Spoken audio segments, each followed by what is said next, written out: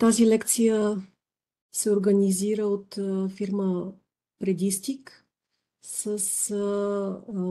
любезното участие на нашия гост-лектор, господин Петър Чернаев, който е софтуерен разработчик на иновации в агрибизнеса повече от 25 години. Така че ще имате възможност да зададете въпроси към него. Също така ще присъства и инженер Ясен Колев, който е дългогодишен специалист по автоматизация, към когото също ще можете да зададете технически въпроси и всякакви други, които ви възникнат в края на лекцията. Ако желаете да ви бъде изпратен линк към записа, можете да оставите имейла си в чата на семинара или да ни изпратите имейла на нашия имейл адрес фирмен. И така, лекцията ще бъде разделена на няколко части. Ще започнем с обща информация за дигитализацията и автоматизацията в земеделието. След това ще дадем примери за реално приложение на тези технологии в наши дни. И ще преминем към текущите програми за финансиране на подобни технологии, след което ще следва нашата секция с въпроси и отговори. Ако ви възникнат въпроси по време на сесията, можете да ги оставите в чата. Долу в менюто с опции би трябвало да имате опция за отваряне на чата. Лекцията планираме да продължи около час и половина, като ще има опция за удължаване в случай, че възникнат множество въпроси. И така, темата днес е дигитализация и системи за умно земеделие. Кои сме ние? Ние сме Предистик ООД. Ние сме софтуерна компания с над 10 годишна история и имаме дългогодишен опит в създаването на софтуер и фърмуер. Също така сме били дългогодишен партньор на Continental и на Siemens. В момента работим в областта на IoT приложенията, като предлагаме IoT платформа, върху която сме изградили и нашата система за умно земеделие, наречена GRAS. Тук в семинара в момента сме трима ко-лектори. Аз се казвам Елена Боевска, работя в Предистик като специалист по софтуер. С мен също е от името на Предистик инженер Ясен Колев, който е един от нашите IoT специалисти и е дипломиран инженер по автоматизация, електроника и кибернетика. Той ще може да ви отговори на всякакви въпроси конкретни, които ви възникнат. И имаме така голямото удоволствие към нас да се присъедини в последния момент и господин Петър Чернаев, който е изключително уважавано лице, особено в сферата на животновъдството. Той също е специалист по софтуер и е създател на агросистеми и на ферма Web, което са също софтуери иновативни в сферата на агрибизнеса. Нека представя с няколко думи нашите приложения. Ние сме така, миналата година представихме приложението GRAS и вече сме носители на няколко отличия за високи постижения в иновациите, за иновативни технологии, принос в механизацията и също така за успешен български софтуерен продукт за 2022 в полза на българската икономика за една от нашите инсталации при един от нашите клиенти. Така преминавам към съществото на темата. Започвам с предизвикателствата пред фермерите в наши дни. Първо, погледнато в по-световен план, до 2050 година се очаква населението на Земята да нарасне до 10 милиарда души. Това означава, разбира се, че ще трябва повече храна. От друга страна, все по-сериозен е проблема с недостига на работна ръка. Това се забелязва в повечето урбанизирани райони, включително в България. Не само има недостиг, а има проблеми с квалификацията на работниците. което, разбира се, може да доведе до некачествено отглеждане на растенията и животните и загуби за собственика. Следващия проблем, който бих отбелязала, е променливия климат. Независимо дали се нарича глобално затопляне или не, последните години станаха все по-непредвидими. Виждаме, че пролетта е доста по... Температурите са много колебливи, има наистина много резки спадания на температури, неочаквани. Все повече или засушавания, или от друга страна прекалено много дъждове, както се случи сега, както продължава да се случи всъщност. Недостига на вода не е във всички райони. Ние за сега в България сравнително не сме засегнати в сравнение с останалите части на Европа, които миналата година доста пострадаха. Но в някои райони на България също се превръща в все по-голям проблем. Недостиг на обработваема земя и ерозия на почвата в следствие на сегашните доста така агресивни начини за третиране на почвата. И разбира се, високите разходи в последните години станаха все по-високи, като това се дължи на много фактори, основно геополитическа нестабилност. След 10 и повече години на така доста добро икономическо развитие, добри търговски взаимоотношения между държавите, в момента виждаме, че така районите се самоограничават, прекъсват се веригите на доставки, нараства цената на електроенергията, съответно нарастват и цените на торовете, които са скъпи за произвеждане и предимно са произвеждани в държави с ефтина електроенергия, с които вече нямаме, да кажем, толкова добри търговски взаимоотношения. Но така или иначе това е фактор, който се очаква да продължи да натежава в следващите години и да увеличава разходите за селското стопанство значително. И така изводът като цяло е, че селското стопанство трябва да се промени, за да посрещне бъдещето, тъй като селското стопанство е основен отрасъл за всички нас. То е в основата на съществуването на човечеството. И как може да стане това при наличните ограничения? Би трябвало да стане с технологии и иновации, като се върви в посока оптимизиране използването на ресурси, намаляване на загубите и увеличаване на производството.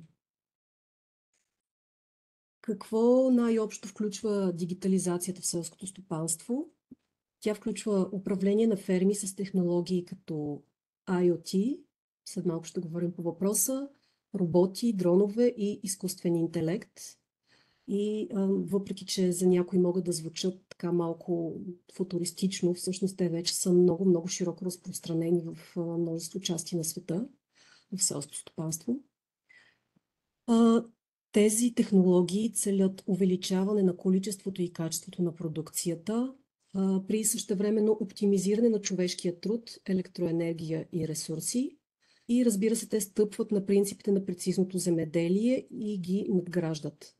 Прецизното земеделие, разбира се, включва използване на точно количество ресурси в точния момент.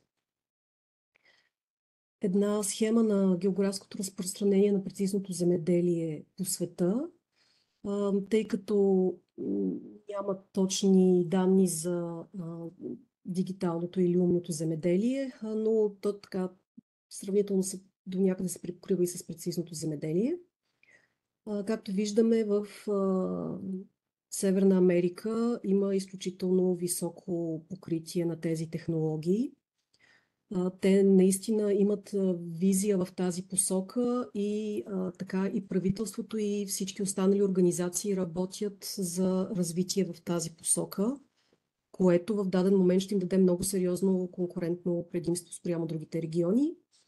В Австралия и южните части на Азия е същото. Там тези технологии са по-евтини, да кажем, заради по-евтините разходи за производство на софтуери и техника, всъщност и електроника. В много ниско е разпространението на тези технологии в Южна Америка и Африка, а ние в Европа сме някъде по средата. което пък ни дава така, широко поле за действие. В момента също така Европейския съюз изключително много натиска в тази посока. Опитва се да дигитализира сектора, за да можем да бъдем, нашия континент да бъде конкурентно способен на останалите държави, тъй като, както виждате, търговията, търговията е свободна и понякога просто трябва да си конкурентно способен спрямо останалите участници на пазара. Така обещах да разкажа малко повече за IoT, тъй като IoT е една от технологиите, които са в основите на дигитализацията в земеделието. IoT на английски е съкръщение от Internet of Things или на български Интернет на нещата. И така, какво означава интернет на нещата? На тази графика в дясно са представени някои такива неща, като примерът е доста лесно разбираем от нашето ежедневие с домакинските уреди. Примерът изобразява как домакинските уреди могат чрез интернет да са свързани в една обща мрежа и потребителят да може да ги управлява през смартфона си, през смарт часовник, таблет или лаптоп. Също така могат да се използват такива хубави функции, като например да си включим отоплението вкъщи малко преди да се приберем, за да ни е топло, когато се върнем, и много други подобни, или да си управляваме пералнята отдалечено, за да я изправя тя, когато сме готови да се приберем и да прострем, например. И така, определението е, че интернетът на нещата е дигитално свързаната вселена от физически обекти, това са нещата, съчетани с сензори, софтуер и други технологии, които се свързват и обменят данни с други устройства и системи през интернет или други комуникационни мрежи. И така, за да не се чудите каква е връзката с селското стопанство, къде се ползва тази технология в селското стопанство? Ами, навсякъде.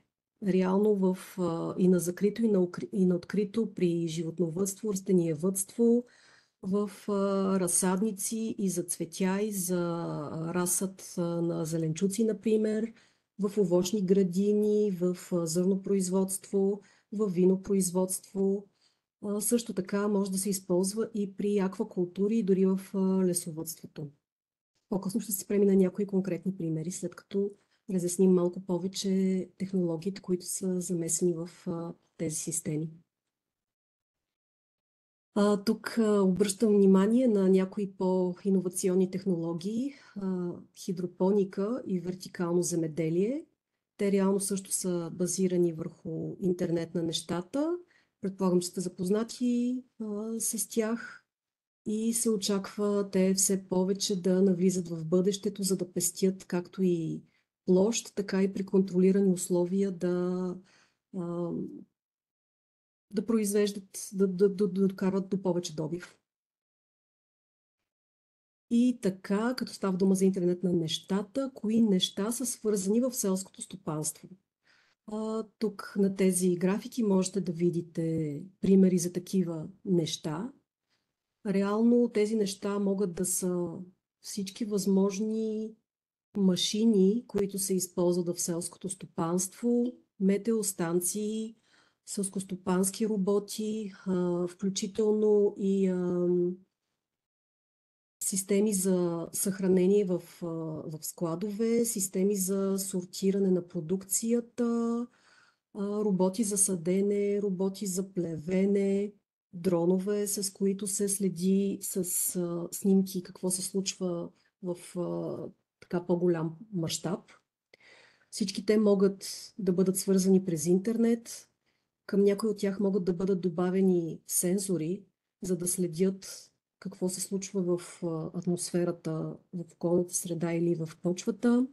Могат да бъдат добавени камери, анализатори на звуци и всякакви други техники. И всичко това е достъпно за фермера през смартфон или през компютър. Какви са основните функции на системите за умно земеделие? Първо, дистанционно наблюдение на селскостопанските активи, най-общо казано, култури, добитък, инвентар и така нататък. Това обикновено, да, става дума за отдалечено наблюдение на параметри на околната среда, на климатичните условия и така използва се термина телеметрия или метеостанции. Второ, автоматизация на оранжерии или на ферми.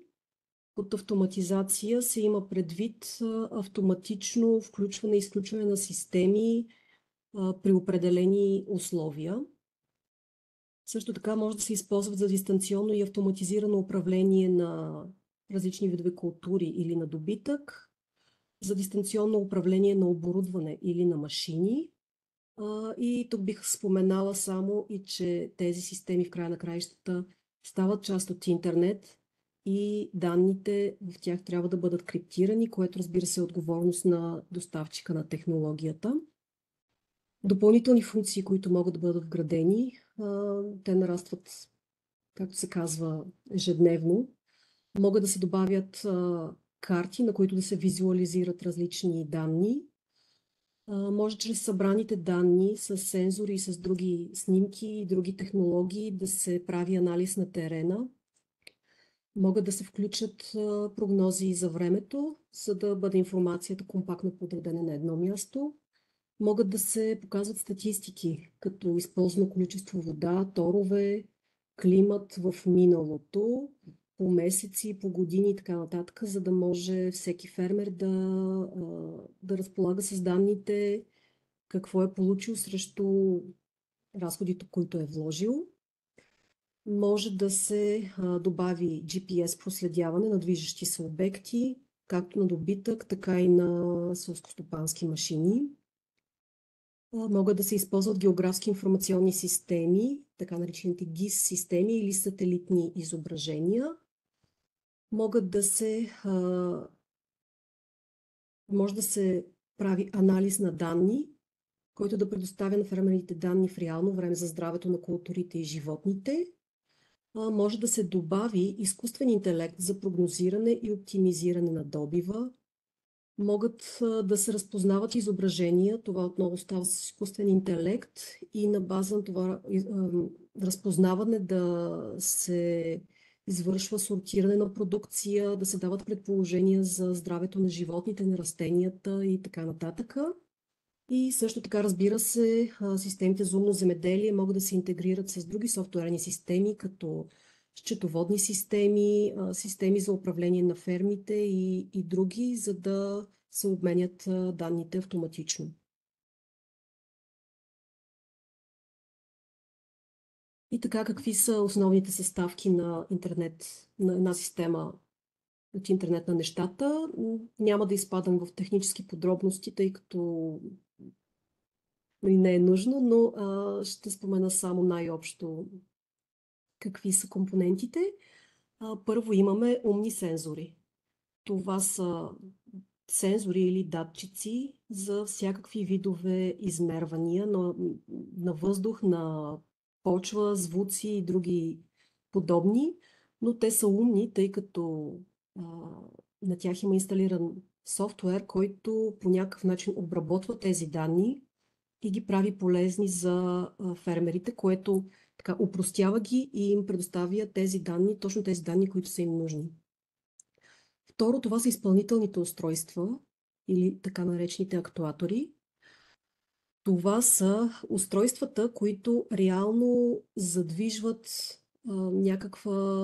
някакви електромеханични устройства, например помпи, за да стартират напояването или да го спрат. Могат също така да стартират и спират вентилатори, вентилационни системи, системи за мъглуване, системи за напояване, различни видове климатични системи, системи за подаване на храна към животни и много други.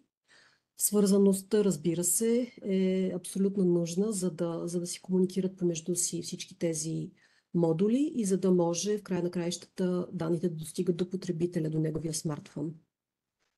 Допълнителни компоненти са микроконтролери, които могат да обработват данните, облака, така Това е, това е едно понятие, което обозначава а, възможността за обработка на много данни в интернет, наблюдение и контрол от страна на потребителя или потребителския интерфейс, това, което реално потребителя вижда на телефона си.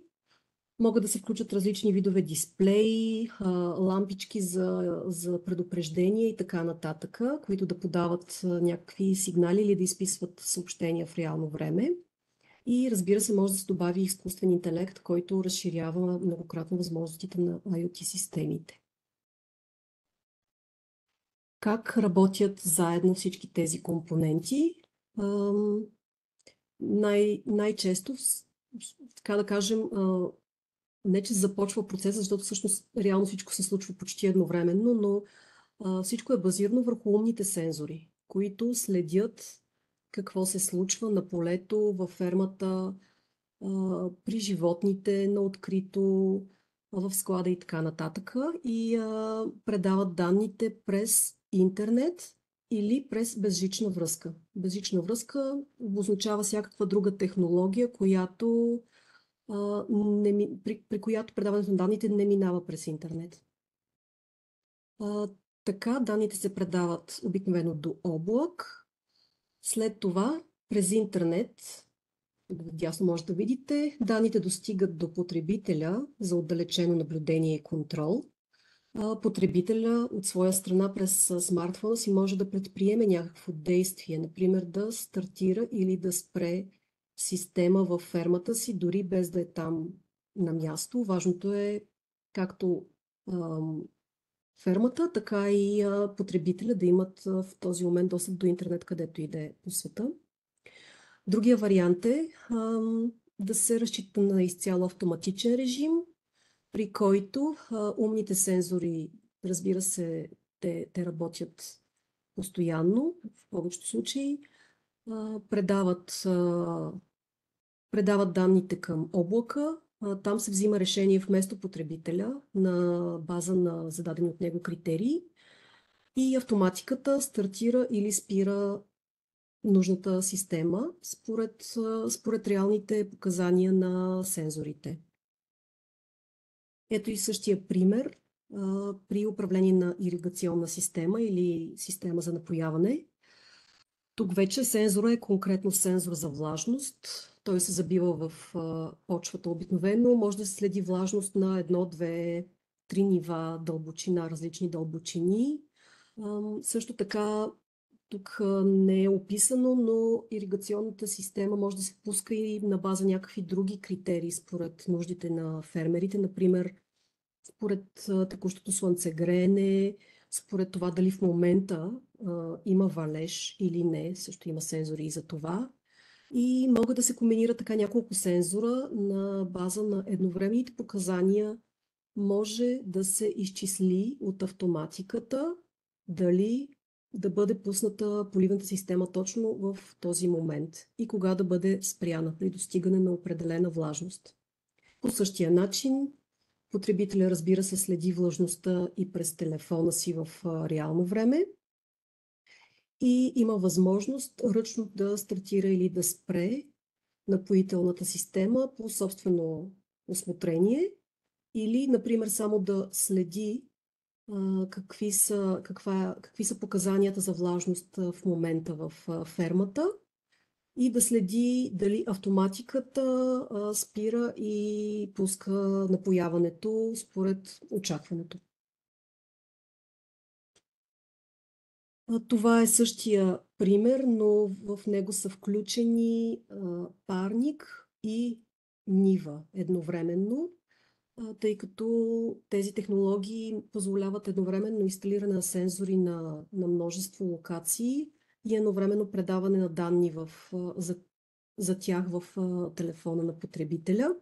В този пример в парника е инсталиран датчик за температура на въздуха, който подава сигнал за висока температура до смартфона на потребителя през интернет. Потребителя ръчно стартира вентилацията в парника през смартфона си, както казах, без да е нужно да е лично на място. едновременно, да кажем, от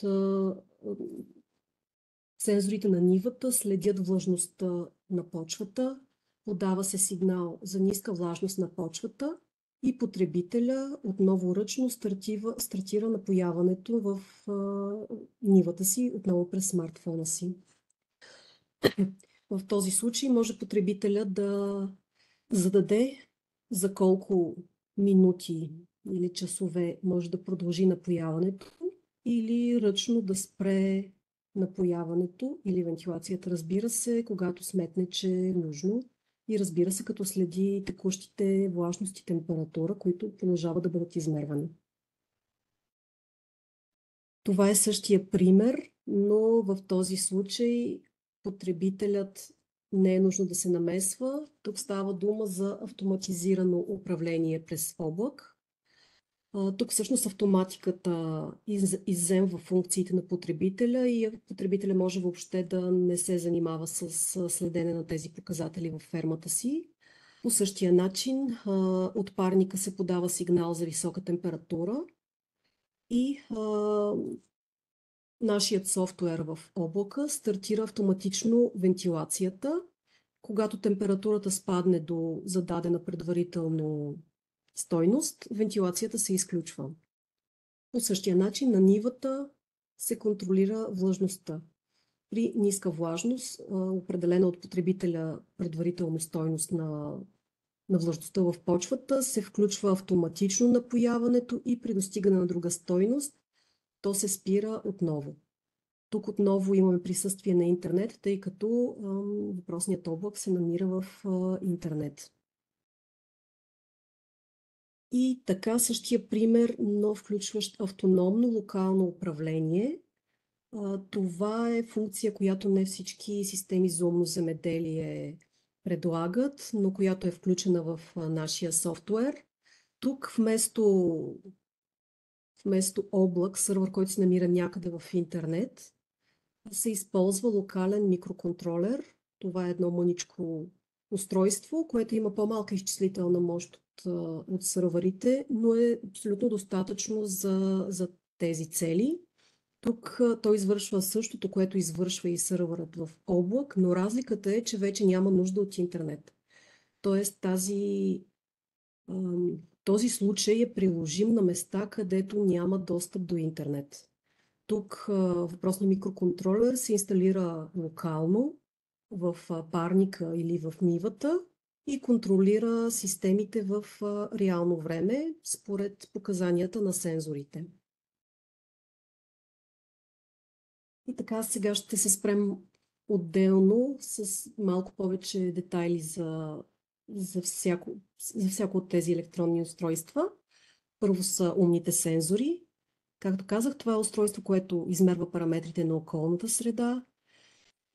Обикновено предоставя информация в реално време какво се случва във фермата, но много често се налага, примерно когато сензорът не се захранва с пряко захранване от електрическата мрежа, а например е свързан към батерия, която е просто батерия или пък, например, се зарежда акумулаторна батерия от соларен панел.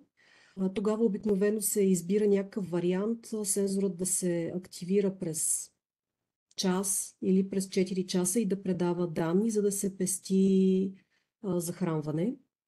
Но това, разбира се, са различни възможности на системата, които се настройват според нуждите на всяко отделно стопанство. И работата на сензора е да предава събраните данни на хора към техния смартфон или към други компоненти от системата за умно земеделие. Така, тук ще разгледаме някои видове умни сензори. В момента на пазара има наистина огромен избор от умни сензори.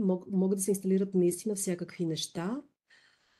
Сред тях ще споменем така някои по-често използвани: температура на въздуха, въздушно течение, температура на почвата, както споменах, може да е на различни дълбочини, валежи, влажност на листата, киселинност, скорост на вятъра, температура в точката на оросяване, посока на вятъра, относителна влажност на почвата и на въздуха, слънчева радиация, което означава силата на слънцегреенето, атмосферно налягане, дим, летливи компоненти, въглероден диоксид, метан и други опасни газове, които се срещат най-вече в животновъдните ферми, понякога и в складове, където има зреене на плодове, интелигентни камери и много други. Метеостанциите по принцип работят с някакъв, примерно 5 вида от тези сензори, някои по-често срещани. Например, персонализирани системи като нашата система GRAS работят с всички видове сензори. Разбира се, не едновременно инсталираме само тези сензори, които са нужни в конкретното стопанство. И така, къде се инсталират? Могат да се инсталират абсолютно навсякъде, където се извършват някакви селскостопански дейности, в оранжерии, ниви, овощни градини, лозя, разсадници, ферми, включително селскостопански постройки, където се съхранява продукция, и в оборудване като трактори, дронове, роботи и други машини. Така, второто най-важно, така да кажем, устройство при системите за умно земеделие са така наречените изпълнителни устройства. Това е компонент, отговарящ за задвижването и управлението на механизъм или система. Като тук трябва да спомена, че механизма или системата трябва да са предварително инсталирани. Например, да си има съществуваща помпа, някаква поливна система, иригационна система, вентилация, управление на прозорците и засенчването и така нататък. И системите за умно земеделие, чрез добавяне на тези изпълнителни устройства, дигитализират досегашното оборудване, модернизират го и дават възможност за отдалечено управление през смартфон или за автоматизирано управление от софтуера.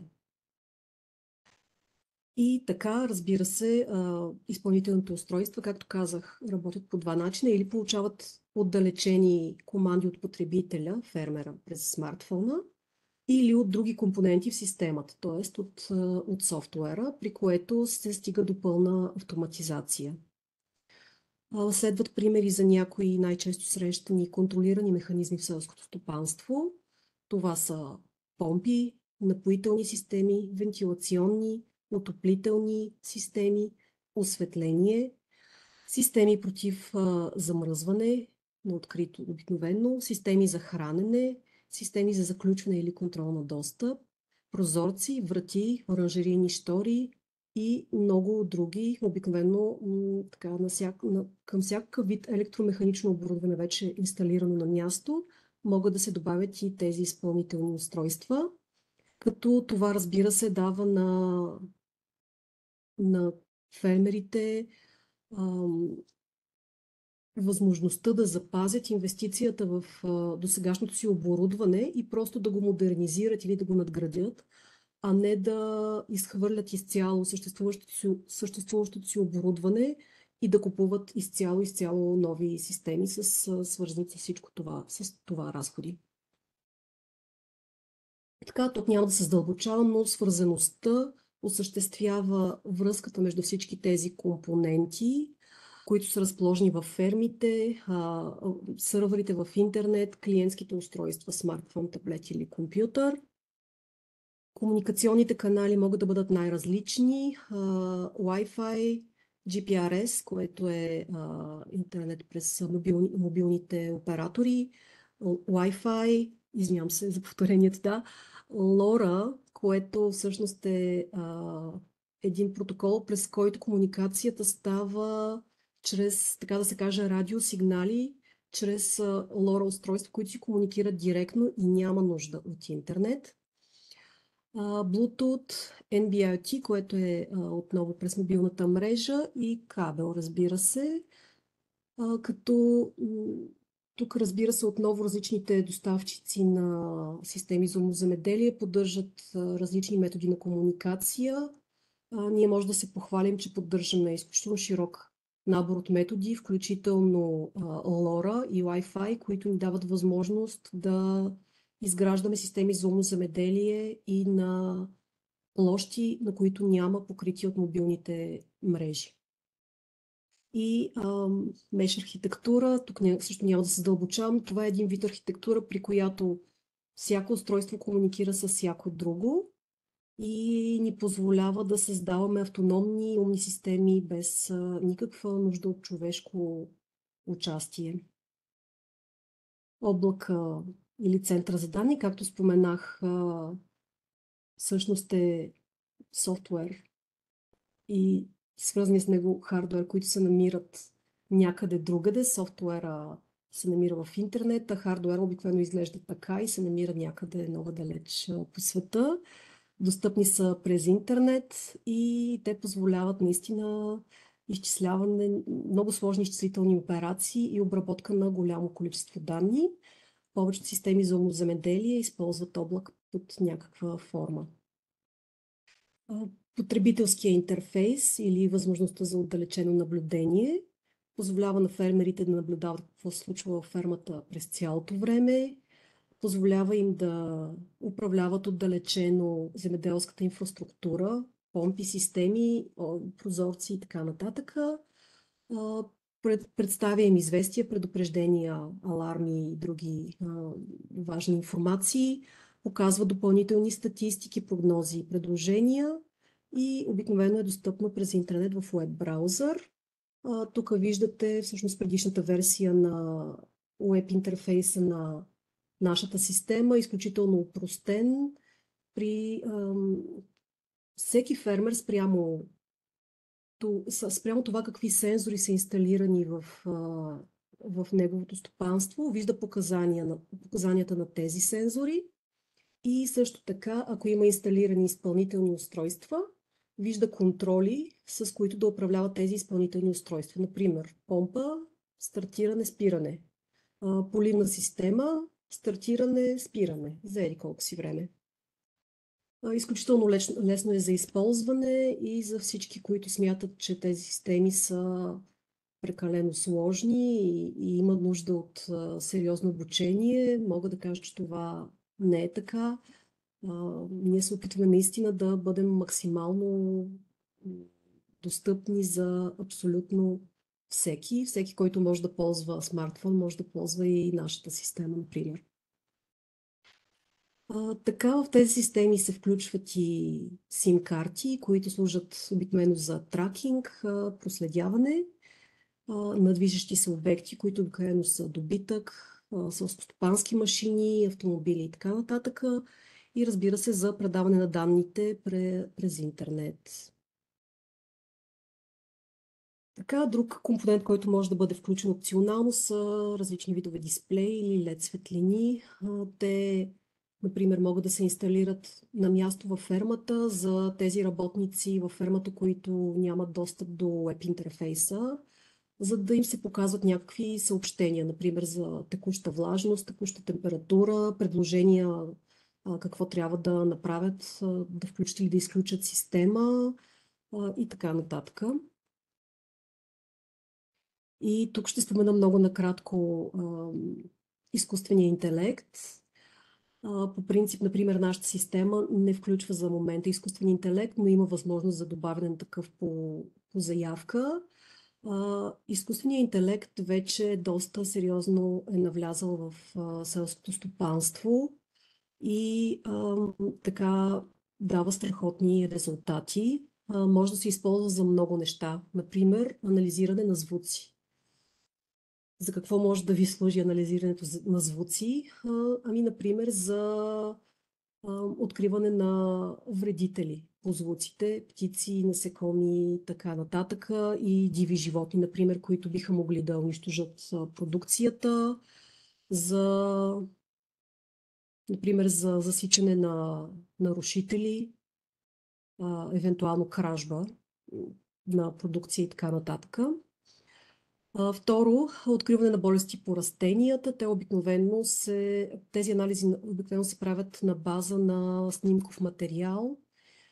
Събират се много снимки чрез дронове или по някакви други методи и след това изкуственият интелект анализира тези снимки и прави предположение дали, например, листата на дърветата показват някакви признаци на болести или, разбира се, другите насаждения. Откриване на вредители и плевели. Този вид изкуствен интелект обикновено се използва в роботите за плевене, за да регистрира кое е плевел и кое е полезно растение. И откриване на вредители, вече споменах няколко случая за уведомяване на собственика. Разбира се, това се прилага при големи площи, които не могат да бъдат обследвани редовно. Лошо хранене на растенията и на животните. Тук се използват също както снимки, така и различни видове сензори, с които се засичат жизнените показатели на животните. И на база на тези показания се излиза с някакво становище на каква фаза на зреене са, в какво здраве са и така нататък. Мониторинг на здравето на добитъка. Тук се включват доста параметри и след малко господин Чернаев ще се включи по-подробно по темата, тъй като той е специалист по животновъдството. Автоматично плевене, вече го споменах. Класифициране и сортиране на продукцията. Тук отново чрез снимков материал, т.е. чрез камери, с които някакви роботи следят на сортировъчната линия продукцията, могат да регистрират различните фази на зреене, например, на плода или различните размери, за да може робот да класифицира автоматично, да подреди по различни критерии продукцията. По-общо анализиране на данни и представяне на интелигентни резултати. Тук става дума, разбира се, обикновено за голямо количество данни, става дума за големи селскостопански площи, консолидиране на сложни данни от множество източници, автономно вземане на сложни решения и, разбира се, прогнозна поддръжка, на английски терминът е predictive maintenance, или следене на различни видове показатели, като звук, вибрация на машини и различни други показатели, за да се излезе с предположение кога машината се очаква да се счупи, което доведе до загуби за производителя и да се даде съвет за профилактика на машината преди да се стигне до този момент. И така сега достигаме до приложенията, в които ще така се надявам малко да се навържат нещата, как тези технологии реално се прилагат в някои случаи. Започваме с овощни градини. Така тук може да се следят различни видове показатели. Започваме с температура на въздуха. На база на това показание може да се извършва автоматичен или отдалечен старт през смартфон на система против измръзване на овошките или система за дъждуване. Второ, може да се следи слънцегреене, влажност на почвата, например за всяко дърво или на няколко дълбочини според нуждите, при което може да се управлява интелигентно поливна система, т.е. при определена влажност се стартира, при следваща определена влажност да се спира. Тук ще направя една разлика с автоматизираните системи, които просто пускат напояването за определено време. Те, например, не се съобразяват с текущата температура, с това колко реално е изсъхнала почвата, с това дали в момента вали дъжд и други подобни фактори.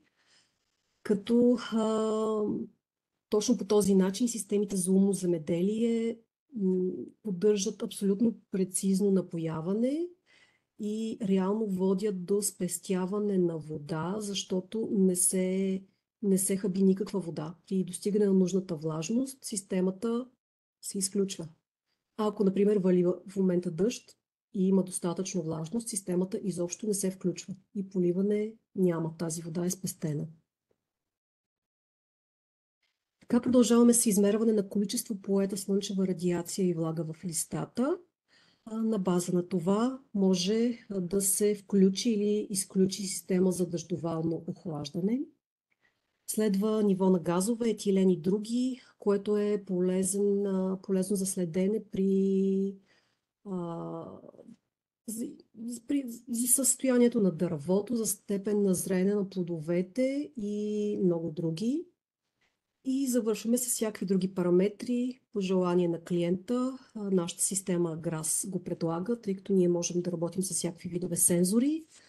Реално тук следенето е един вид функционалност на метеостанция, която осигурява отдалечен мониторинг чрез смартфон. Преминаваме към всякакъв вид полски култури, т.е. всякакъв вид насъждения, отглеждани на открито, както житни, така и зеленчуци и много други. Тук отново може да следи температура на въздуха и да се контролира система за дъждуване, може да се следи слънцегреене, влажност на почвата и да се управлява поливна система, количество поета слънчева радиация и влага в листата, отново с цел контролиране на дъждовалното охлаждане. Температура на почвата за зимуващи култури. Това през зимата при неактивния сезон би могло да генерира предупреждение за много ниска температура и да се излъчи съвет за добавяне на компост за загряване или да се предприеме някакво друго действие за спасяване на растенията. Може да се следи също така киселинност на почва, калий, азот, фосфор, което освен, разбира се, постоянен мониторинг в различни части на полето, тъй като, както знаете, нали, те могат да са съвсем различни характеристики, дори и през 100 метра. Може да се инициират съвети за подобряване на торенето или просто това е голямо удобство за отдалечено следене, за да направи селския стопанин равносметка доколко добре тори и какво трябва да промени в торенето, за да подобри здравето на растенията. И разбира се, всякакви други параметри по сензори по желание на клиента. Преминаваме към оранжерийно производство, където всъщност така може да се каже, че най-често се използват системите за умно земеделие, тъй като там микроклимата се контролира най-стрикно. При зеленчуци, разсад, цветя дори важат тези системи. Първо, температура, влажност на въздуха в оранжерията, както и слънцегреене, сила и посока на вятъра и валежи извън оранжерията, които имат отношение към текущата температура и като цяло към климата. На база на тях може да се извършва автоматичен или отдалечен старт на вентилационна, охлаждаща, отоплителна, климатична, мъглуваща система, да се отварят и затварят прозорци, сенници и капандури, за да се осигурява естествено проветрение или да се допуска различно количество слънчева светлина, което, разбира се, регулира и климата в оранжерията по естествен начин. Ако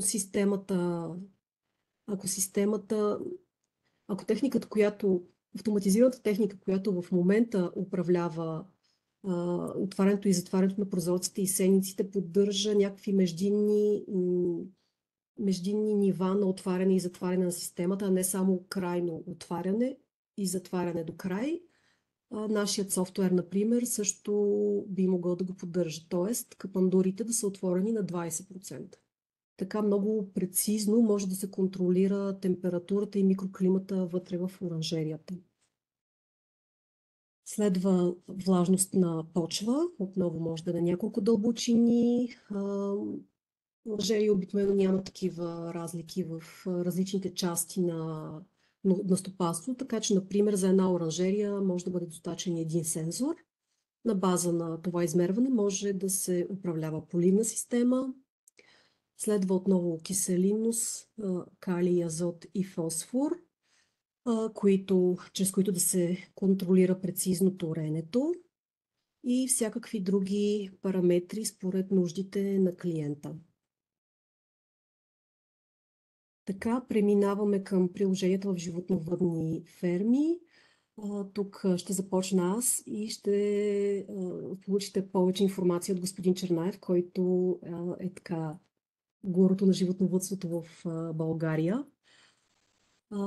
Какво може да се измерва? Температура и влажност на въздуха, налягане, осветеност и други пожелания на клиента. На база на тези измервания може да се извършва автоматичен или отдалечен старт на вентилационна, охлаждаща, отоплителна климатична система. Отново да се отварят и затварят прозорци, сеници и капандури, за да се осигурява както добър микроклимат, така и комфорт за животните и за персонала. Може да се осигури видеонаблюдение, засичане на звук и движение за интелигентно управление на достъпа. И в фермите е много важно измерването на газове и опасни вещества, като летливи газове, органични компоненти, метан, диазотен оксид, въглероден диоксид и прахови частици. На база на тях отново може да се контролират различни вентилационни климатични системи, прозорци и така нататък с цел осигуряване на добро качество за въздуха, което е важно както за животните, така разбира се и за работниците вътре. Също така в светлината на очакващите се нови регулации от Европейския съюз за животновъдните ферми, очаква се следващите години да навлязат нови регламенти за събиране на данни за парниковите газове и за ESG отчетност, подаване на репорти, т.е. с тези видове сензори и чрез умни системи като нашата, тези данни могат да бъдат събрани и подадени към софтуер, който да генерира въпросните ESG репорти, а те се очаква да станат задължителни до няколко години, може би след 2-3, все още се избистрят тези регламенти в Европейския съюз. И последно приложение, ниво на запълване на контейнер с вода, с храна и така нататък за контрол на системи за подаване на вода или храна. И сега давам думата на господин Чернаев, който ще поговори малко повече за другите видове измервания и софтуери, приложими в животновъдните ферми. Господин Чернаев. Добър ден. Здравейте, чуваме се. Чуваме ли се, да? Да. Да, благодаря. Казвам се Петър Чернаев и общо взето от 25 години се занимавам с софтуер за управление на агробизнеса. Започнахме с земеделието, точно с големите площи, с управлението на неща като машини, като проследяване на машини. Имаме разработена собствена ГИС система, собствена система за менеджмент на целият агробизнес. Но ключовият момент е, че сензорите и датчиците са много хубави, много хубава част от бизнеса и всъщност много необходима част, за да можем да знаем реално кое, колко и как се е случило на практика на полето и респективно в животновъдната ферма, защото по този начин ние можем да оценим нещо много важно – себестойността. Колко е струвало това като бизнес. Дали голяма част от иновациите трябва да бъдат оценени точно от гледна точка на това те да бъдат освен полезни и да бъдат рентабилни. Ние работихме след това доста време в дигитализация в управлението на стадото или в менеджмента на стадото. Къде всъщност е разликата? Разликата е, че когато става въпрос за растения, процесите са относително бавни. Сега 1, 2, 3, 6 месеца. Докато става въпрос за управление в едно стадо, там нещата трябва да се случват днес, сега, веднага, на момента, да се знае здравословното състояние на всяко едно животно, да може да бъде проследено всяко едно животно, да може да бъде измерено, да може да бъде оценена, ако щете, неговата стойност и дали е рентабилно да бъде лекувано или по някакъв начин да бъде бракувано, да бъде отишло за храна или директно за брак. В тази връзка ние разработихме собствена система за идентификация на животните, така наречените четци за RFID, тагове и в този момент, когато започнахме от четенето от пасивните четци за RFID, Radio Frequency Identification Data, всичко беше много така приятно за окото и ухото, но се оказа, че е необходимо и да събираме биометрични данни от самите животни.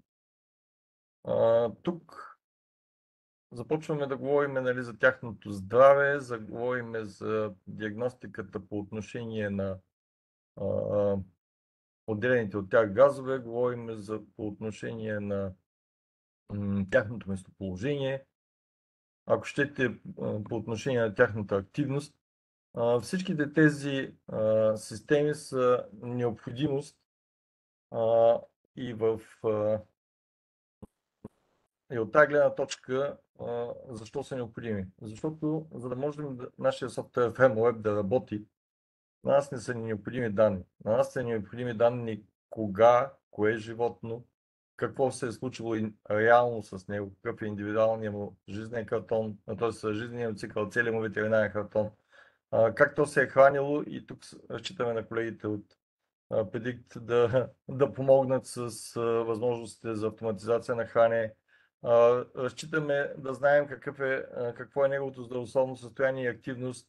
Тук има доста какво да работим отново с тях или с колегите от YCall, които определят еструса на животните.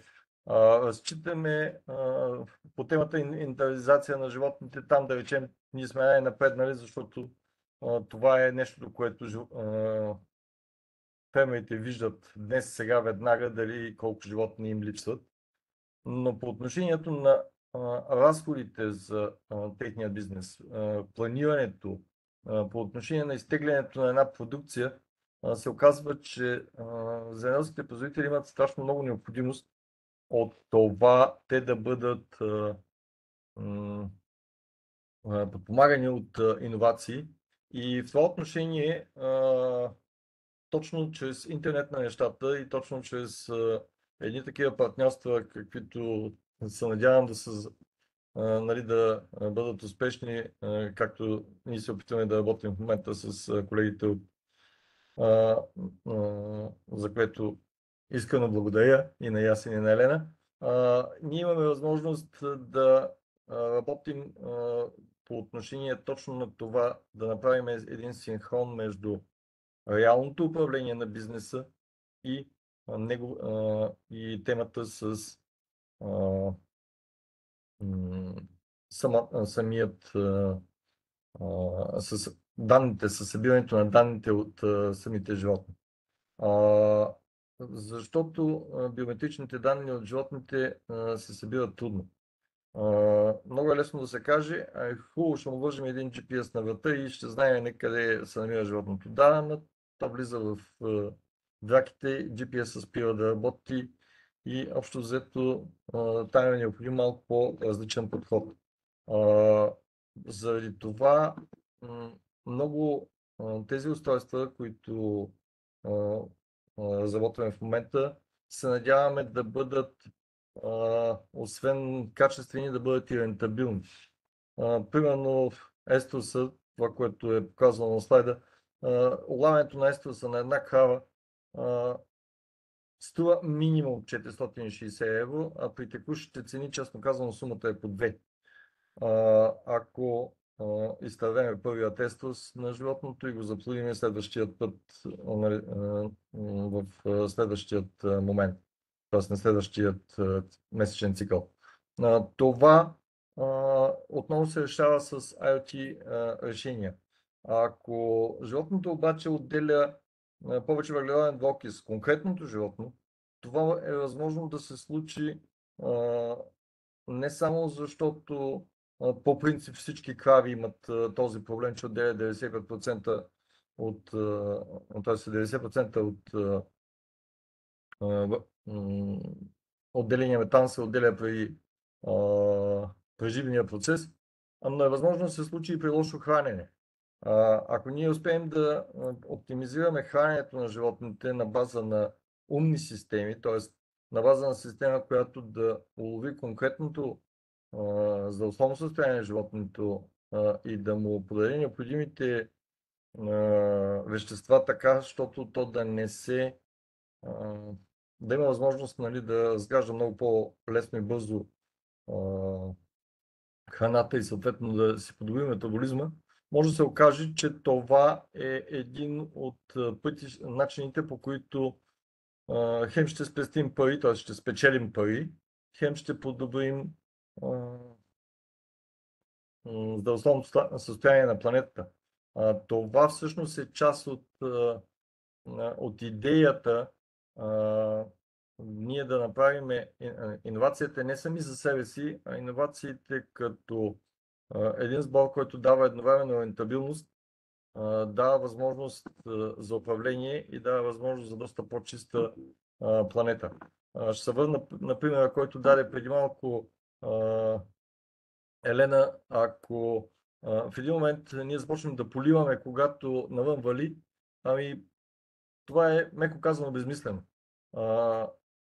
По абсолютно същият начин, ако ние започнем да храним едно животно, когато той има висока температура, защото, примерно, има някакво заболяване, това е абсолютно безсмислен акт. От тази гледна точка, всякакви системи и най-вече системите, които са с локалните микроконтролери, пак се позовавам от примера на Елена от началото на лекцията, значи са едно много по-бързо и по-елегантно решение на проблемът, защото това може да се реши на място, локално, да се види веднага, да не се чака намесата на ветеринарния лекар, на специалиста по хранене или на който да било друг. Достатъчно е просто на конкретното животно просто да се провери кога е пило вода за последен път и да се даде аларма, примерно, или да му се пусне допълнително някакво охлаждане, което технически е напълно възможно и това би трябвало да бъде пътя, по който да се работи. В агросистеми, и докато в агросистеми ние сме се опитвали да хванем много повече процесите глобално по отношение на управлението, по отношение на мениджмънта на самите ресурси, финансовата част на въпроса, управлението на себестойността, в EMOLab ние вече се опитваме да внедряваме конкретните иновации, които да дадат реален профит, реална печалба на бизнеса и съответно да дадат една възможност за доста повече технически решения. Много ми се иска да кажа, нали, конкретния проект, който се надявам скоро да стартираме с колегите. Това е опитът да измериме реално от какви са вредните газове, които отделя всяко едно животно при преживянето, защото това първо е постижима задача и второ ще е много полезно не само за репортите, които спомена Елена преди малко, а и от чисто икономически и екологична гледна точка се оказва, че това е един от добрите подходи за работа. Може ли следващия слайд, извинявайте? Още би трябвало да има. Или да сгреша. Да. Сега, системите за управление на микроклимата. Значи, там всъщност е така интересният момент, че микроклимата в помещенията, където се отглеждат животни, трябва да бъде, говоря за за преживните животни, едри дребни преживни животни, Микроклимата би могъл да бъде доста сериозно така перо, т.е. да подмогне страшно много работата на, т.е. печалбата от едно животно стадо, като просто подобри здравословното му състояние. Не, наскоро бях в Израел, които са така най-водещият млекопроизводител в света. И там се оказа, че те поддържат изкуствено по-ниска температура от околната в билните зали за кравите, точно защото са направили съответното изследване, че при определена температура животните имат най-добър млеконадой. Това са също неща, в които можем съвсем спокойно да работиме в нашата съвместна дейност.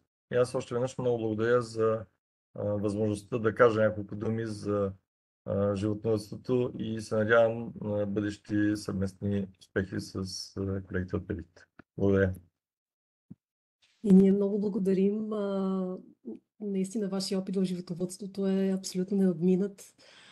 И се надявам подобни решения значително да подобрят като цяло животновъдството в България за по-добра конкурентоспособност на бранша. Добре, продължаваме отново с приложение на системи за умноземеделие, за складове, силози, селскостопански постройки. Тук също така обикновено се регулира микроклимата. Следи се температура и влажност на въздуха, слънцегреене, сила и посока на вятъра и валежи извън постройката. И с същите системи, които работят вътре в постройката, се регулира микроклимата за перфектно поддържане на продукцията. Може също така да се осигурява видеонаблюдение, засичане на звук и движение с цел контрол на достъпа. Тук също така е важно да следят нивото на газове, но вече на други газове, на етилен и други, които се образуват при зреенето на някои видове плодове и така нататък, при което може да се подаде някакъв сигнал за степента на зреене или проблем с продукцията, гниене и така нататък. Наличието на дим може да служи за предупреждение и стартиране на противопожарна система, въпреки че обикновено такива се инсталират отделно.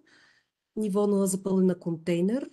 Разбира се, при складиране на продукцията в контейнери може да се следи автоматично кога и доколко всъщност е запълнен един контейнер, до какво ниво и всякакви други параметри според нуждите на стопанина. Така, тук ще спомена модернизиране на остаряла техника или така интересният термин ретрофитинг. Става дума за практика, при която вече по-остаряла селскостопанска техника се модернизира по някакъв начин, което също така, както и преди споменах, води до запазване на инвестициите, като собственикът може да продължи да използва инвентара, но под вече така по-модернизиран начин, по по-модерен начин. Първо може да се вгради GPS проследяване, тракинг, като се инсталира вградена SIM карта, може да е на местен оператор, може и да е многомрежова, което означава, че SIM картата автоматично превключва между различни мрежи според това колко е добро покритието им. Това служи за проследяване на машините, може да се инсталира на машини, които нямат такава функция, или ако, например, даден собственик притежава множество машини, част от които имат GPS следене, а други нямат и желая да проследява всичките през единен интерфейс, може да дублира GPS проследяването на тези машини, които го имат. Може да се следи придвижването в реално време, като целта тук обикновено е да се следи дали има някакво отклоняване от курса. Така, могат да се добавят различни видове сензори. т.е. да се дигитализират по-старите машини, отново за температура, влажност, вятър и така нататък, всичко, което е нужно. Могат да се събират данни от прикачен инвентар, което означава през ISOBUS системата на прикачения инвентар да се извличат данни. Те могат да се подават към собственика, за да следи в реално време какво е състоянието на редосялката, на пръскачката, на други машини, или да се извлича информация за грешки по време на работа. По този начин може собственика да прецени дали има нужда от спешен ремонт на машината, да следи подробно данните за извършените дейности и така нататък, ако няма такива вградени функции в самата машина. И така стигаме всъщност до ползите за потребителя от всички тези начини да се приложат технологиите. Първо, знаете във всеки момент какви са условията на околната среда, в полето, в парника и оранжерията, а както знаем, информацията дава сила. Взимате по-добри и базиране на обективни данни и решения. Във всеки момент взимате решения с цел да могат да се предприемат действия при промяна в околната среда, която може да повлияе на съжденията, за да коригирате евентуални лоши условия. Например, този човек на снимката е наш реален клиент, при който имаше ситуация, в която беше също пролет, много рязко спадане на температурата. Въпреки че той, разбира се, като фермер следи прогнозата за времето, все пак времето го изненада, както се казва. Вечер, доста късно е видял, че температурата в парника е изключително ниска, прекалено ниска, за да оцелее току-що засадения му разсъд. Той няма автоматизация във фермата, но все пак тази информация я е получил на време, реагирал е, отишъл е на място, за да пусне отоплителни тела, с които да спаси няколко хиляди лева, които преди това е вложил в разсад и, разбира се, труда си. Разбира се, могат да се управляват навременно и от разстояние селскостопанските активи. Това е в случай, че са инсталирани изпълнителни устройства, които да позволяват да се контролират системите отдалечено. И това дава спокойствие, че може да наблюдавате стопанството си по всяко време, дори да не сте там физически, като страничен ефект, разбира се, осигурява и повече свободно време за селските стопани, които да прекарат със семейството си или за други лични или професионални занимания. Автоматизацията и до някъде и отдалечения контрол на системите намаляват значително рисковете и загубите, тъй като автоматиката реагира на момента при застудяване, при вятър, при опасност от замръзване, при опасност или изключително високо ниво на газове, например за животните. Автоматиката на секундата стартира или спира нужната система, която да коригира опасните условия и да спаси продукцията. Пести се време, усилия и ресурси. Време се пести, разбира се, защото автоматиката върши много от работата на човека и усилия, разбира се, спестява му труд. Ресурсите обикновено са вода или електричество, които се спестяват чрез абсолютно прецизното им използване, само когато е нужно, само колкото е нужно. Създават се оптимални условия за насажденията, тъй като автоматиката тя е обективна, тя няма го субективния фактор, както например няколко човека, които работят във фермата, могат да поддържат различна температура и влажност, което в края на краища да повлияе негативно на растенията, ако става дума за оранжерия. При автоматиката това го няма. При предварително зададени критерии тя контролира абсолютно прецизно микроклимата според това какви системи са свързани и отстранява рисковете за продукцията. И разбира се, всичко това води до по-добра печалба, тъй като се намаляват разходите, а се оптимизира условията за продукцията, при което тя има шанса да израсне с максимално качество и количество. Няколко думи за ползите за околната среда. IoT технологиите са ниски консуматори на електроенергия, самите те няма да ви създадат голям разход. Подобрява се енергийната ефективност на съществуващото оборудване, системи и сгради. Намаляват се рисковете и загубите, пестят се ресурси и се максимизират резултатите. Точно върху тези ползи за околната среда също така наблягат и текущите директиви на Европейския съюз, които се опитват да бутат дигитализацията все по-напред и по-напред в нашия регион. Тук ще спомена няколко думи за възвръщаемостта на инвестицията в подобни системи. Така, данните са много разнообразни и много е трудно да се добият реални данни. Тук ние сме представили усреднени данни. Спестените разходи годишно се очаква да бъдат между 4 и 30%. Реално средно са около 7 до 10%.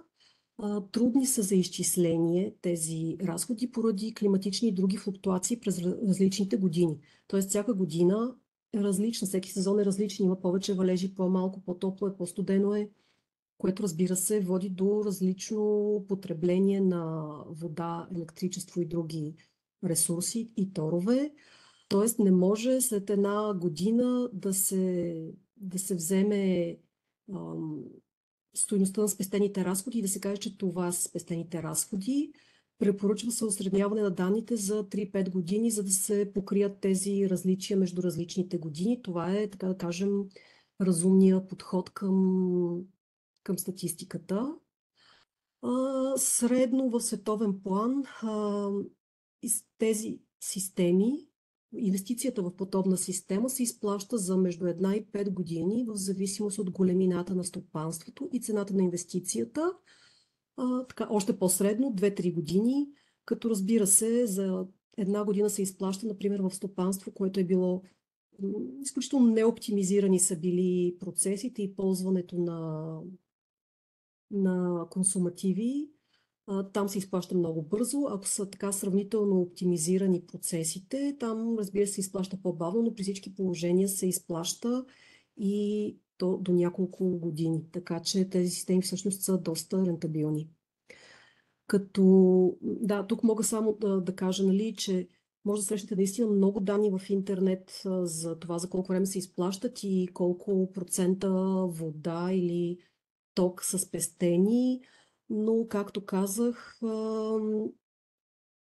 препоръчва се осредняването да е на няколко години, т.е. така обикновено изхвърлянето с някакви бомбастични проценти не е много реалистично. За да бъдем реалистични, мисля, че процентите, които са представени тук, добре онагледяват какви са очакванията от подобни системи. Типични показатели за оценяване на възвръщаемостта, за да може всеки селски стопанин да прецени за себе си доколко успешна е била инвестицията му, количество, качество на добива, навременност на дейностите или на реакциите, т.е. дали при някаква, пак, както казах, рязка климатична промяна или нещо друго, се е реагирало на време, за да се минимизира този риск. Ефективност на дейностите, с какво количество труд, какъв ефект в края на краищата, какъв резултат се е получил, и спестени разходи, като труд, разходи за вода, електричество, тор и храна и така нататък. При избор на доставчик някои фактори, които биха имали значение. Първо, функционалност. Дали ви трябва готово или персонализирано решение. Готовите решения обикновено включват само телеметрия или така наречените метеостанции. Персонализираните решения обикновено включват и автоматизация, тъй като тя трябва да се прецени на място според текущото налично вече оборудване във фермата. Нашето решение GRAS спада към персонализираните решения. Т.е. ние надграждаме съществуващото оборудване и го автоматизираме. Функции, които биха могли да бъдат включени, са телеметрия, т.е. отдалечено следене само на показатели чрез датчици, отдалечен контрол на системите и автоматизация и много допълнителни функции, някои, които споменах преди това. Разбира се, удобство на работа. Системите са с различно ниво на сложност. Някои включват доста видове показатели, малко са сложнички наистина за употреба. Ние можем да се похвалим, че наистина всеки може да работи с нашето решение без абсолютно никаква нужда от обучение. След това наличността на мобилно покритие на интернет. Не във всички райони то е добро, в някои така е доста нестабилно. И в такъв случай решения, които могат да работят и без интернет, като например нашето, могат да бъдат по-доброто решение. След това следва киберсигурност, да са внедрени в решението съвременните стандарти за криптиране, защото колкото и да е странно, дори тези технологии в селското стопанство биват хаквани в наши дни. Съвместимо съществуващо оборудване и системи. Тук, разбира се, персонализираните системи печелят, тъй като те могат да се съвместят така както е нужно. От България или от чужбина. Системите за умно земеделие не са новост. Те съществуват от доста години. По принцип от доста години основни доставчици са холандците, също така и израелците, които и господин Чернаев спомена. Те изключително напреднаха в тази област. И в Израел, въпреки че земята им на практика е пустиня, те са огромен производител на плодове и на всякаква друга земеделска продукция, благодарение на системите за умно земеделие, което абсолютно доказва тяхната полезност. Те са били достатъчно дълновидни, за да вложат инвестиции в тази технология на време, за да могат вече да са на такова ниво на производство. Но в България също вече има подобни системи. Нашата система е собствена разработка, например. И предимството е, че поддръжката е от българи, които са налични в България през цялото време. Защото, например, за израелските системи сме чували някои доста оплаквания от поддръжката. Холандските пък цената доста е по-сериозна от тази на българските разработки. Трябва да бъде, разбира се, реалистично описанието на продукта и на ползите му. Както споменах, тези нереалистични твърдения за количество на спестена вода и така нататък, трудно е да се докажат, трябва да се осреднят за няколко години, за да бъде наистина реалистично. И цената вече споменах. Всеки преценява според собствения си бюджет, дали му трябва по-простичко или по-сложно решение. Фазите на внедряване. При нас това са хората, които внедряват. Ясен Колев и Ненчо Минчев, нашите инженери. Първо, при готовата метеостанция, те са много кратки. Първо, установяване на нуждите, издирване на съответния продукт, закупуване, инсталирането е директно и старт на експлоатацията е директен и поддръжка. При персонализирана система, каквато е, например, нашата, първо се установяват нуждите. Тук вече има доста повече комуникация с собственика на бизнеса. Той каза своите изисквания, получава съвети от нашите инженери, какво е възможно, какво препоръчва, как препоръчва да се разположат сензорите, за да се следят максимално добре показателите. Например, за оранжерия може и един сензор само да е достатъчен за топлина и за температура и за влага, но на открито поле, където показателите на почвата и на въздуха са доста различни в различните му участъци, могат да се инсталират на няколко места измервателни устройства с различен вид сензори според нуждите. Събират се техническите спецификации на място, т.е. съобразява се какви са текущо инсталираното оборудване, което има нужда от автоматизиране.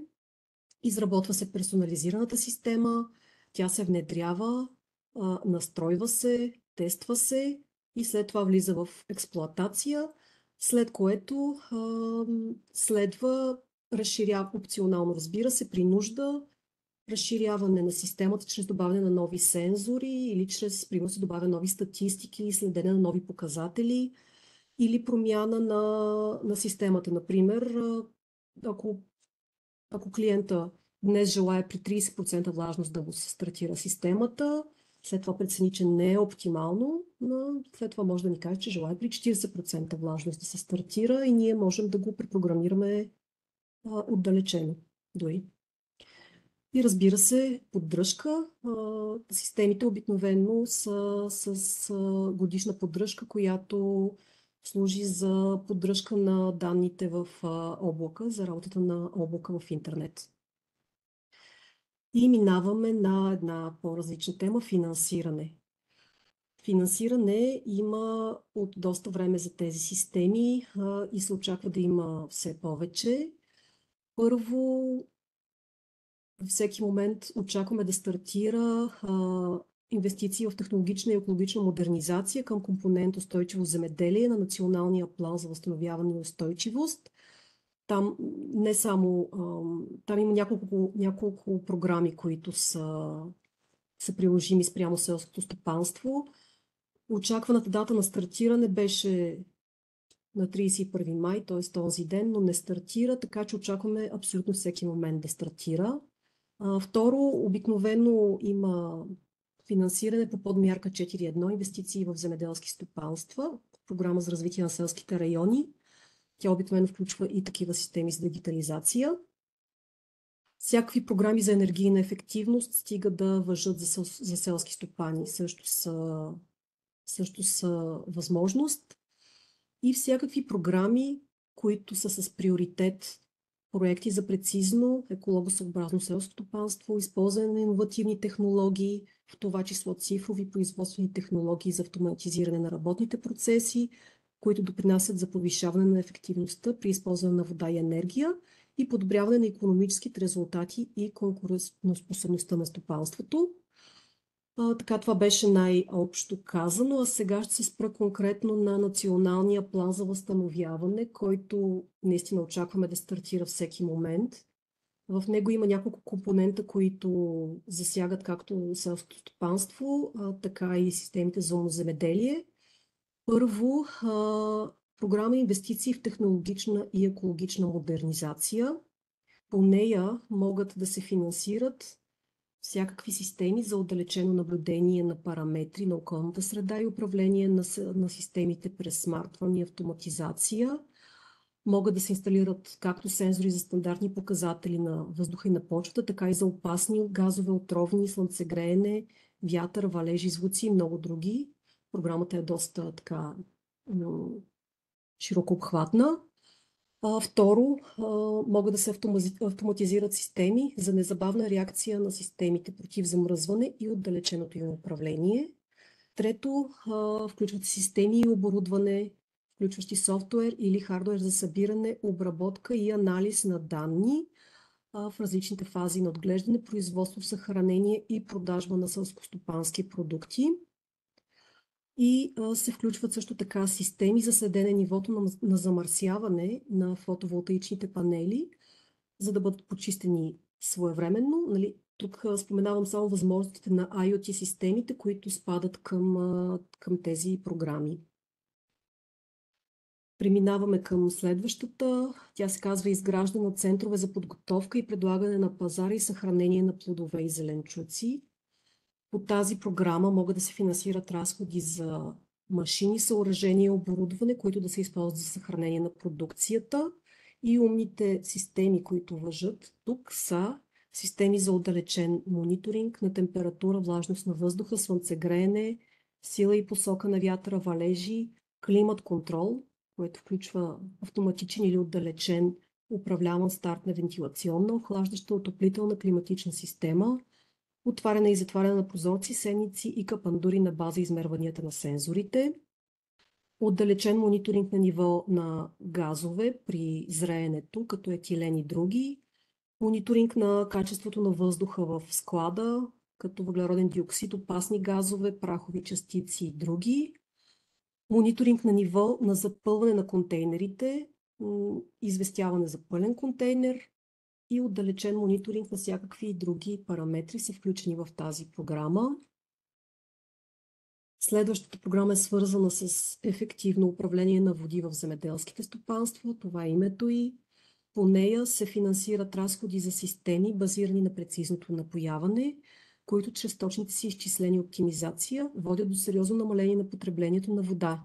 Тук се вписват системите за автоматизация на съществуващи поливни системи, които могат да бъдат на база измервания на сензори в реално време, както споменах, влажност, температура, слънцегреене и всякакви други параметри, които оптимизират поливането и водят до намаляване на изразходното количество вода.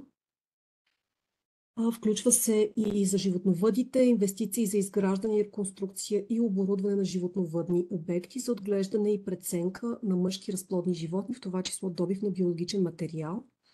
Тук отново става обикновено дума за мониторинг на качеството на въздуха, всякакви параметри, температура, влажност, налягане, осветеност, ниво на газове, опасните вещества, които се отделят от животните, летливи газове, органични компоненти, метан, диазотен оксид, въглероден диоксид, прахови частици и други пожелания на клиента.